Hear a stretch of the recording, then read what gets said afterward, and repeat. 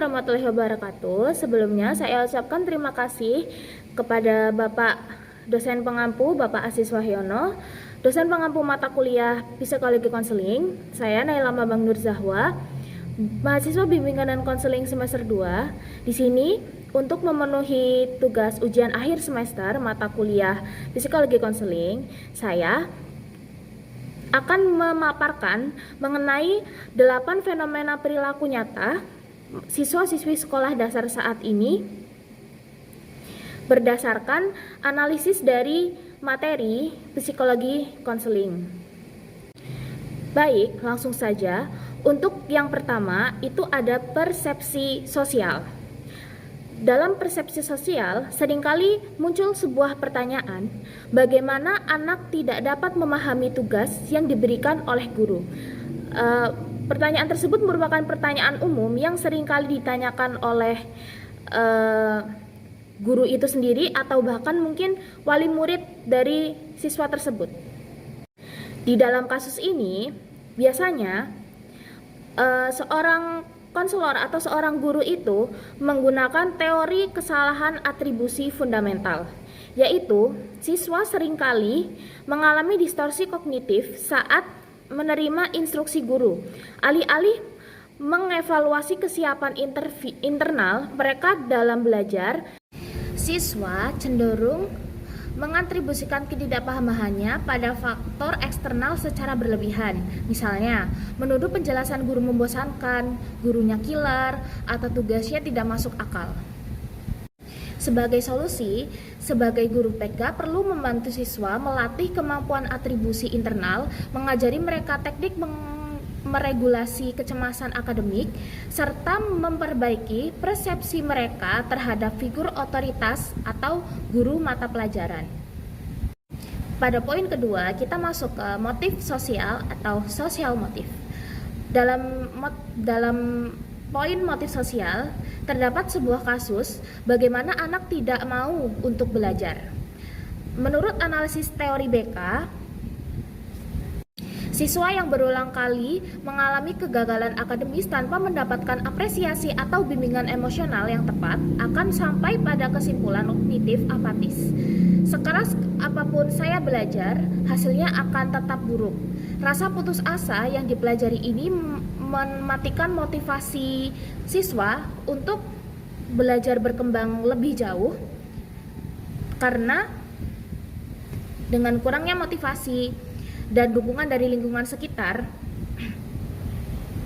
maka rasa kepercayaan diri seorang siswa bisa saja menurun. Sebagai solusi, guru BK menggunakan konseling kelompok untuk membangkitkan kembali self-efficacy atau keyakinan diri siswa melalui metode penerapan tujuan kecil yang realistis. Pada poin ketiga, ada pengaruh sosial atau social influence. Dalam pengaruh sosial, kasus yang terdapat di sini adalah bagaimana anak muda ikut-ikutan bolos sekolah bersama teman-temannya. Di dalam kasus ini, seorang siswa atau remaja memiliki ketakutan luar biasa jika dikucilkan atau dicap sebagai pengecut oleh kelompoknya. Demi mempertahankan eksistensi dan solidaritas kelompok, mereka memilih konformitas normatif mengikuti perilaku bolos meskipun mereka tahu perilaku tersebut adalah perilaku yang tidak baik atau negatif. Tapi demi mereka tidak merasa dibilang pengecut, tidak merasa dikucilkan, mereka akan tetap melakukan hal tersebut demi bisa mengikuti lingkungannya. Sebagai konselor atau guru BK, solusinya adalah memberikan pelatihan sertif agar siswa mampu berkata tidak pada ajakan menyimpang tanpa merasa takut kehilangan teman. Pada poin keempat, ada interaksi sosial atau social interaction.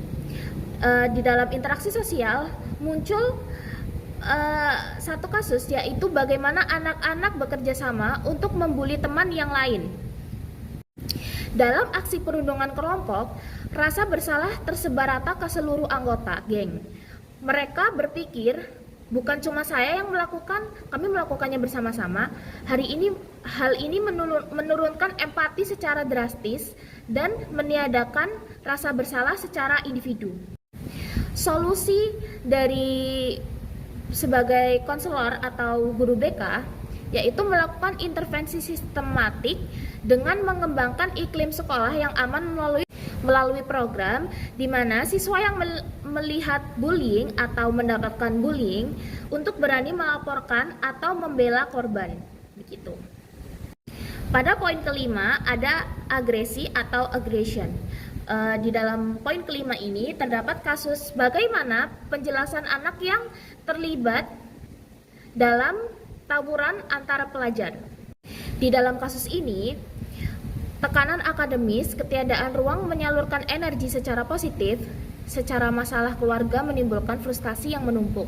Frustasi ini kemudian dialihkan untuk agresi fisik kolektif seperti tawuran saat terpicu sedikit provokasi dari pihak luar ataupun lingkungan. Dalam kasus ini, peran sebagai BK atau konselor yaitu menyalurkan agresi dan energi fisik remaja ke dalam kegiatan produktif terstruktur seperti ekstrakurikuler olahraga, pencaksilat, karate, atau seni bela diri serta kolaborasi antar sekolah yang sering bertikai. Jadi, ketika ada sekolah yang sering tawuran, itu mereka harus melakukan semacam kegiatan persahabatan, contohnya kayak lomba-lomba persahabatan atau tanding atau apapun itu. Kita memasuki pada poin ke-6, yaitu ada perubahan sosial atau social change. Di dalam poin ke-6 ini terdapat kasus bagaimana efek teknologi terhadap gaya hidup siswa-siswi saat ini. Di zaman sekarang, algoritma video pendek seperti TikTok, Instagram, Reels membiasakan otak menerima kepuasan instan cepat. Akibatnya, rentang perhatian siswa di sekolah menurun drastis. Ini berakibat pada mereka yang sering susah fokus, menjadi tidak sabaran, dan sulit ketika menerima materi atau sesuatu hal yang memiliki durasi yang panjang karena mereka terbiasa untuk menonton algoritma video yang pendek-pendek.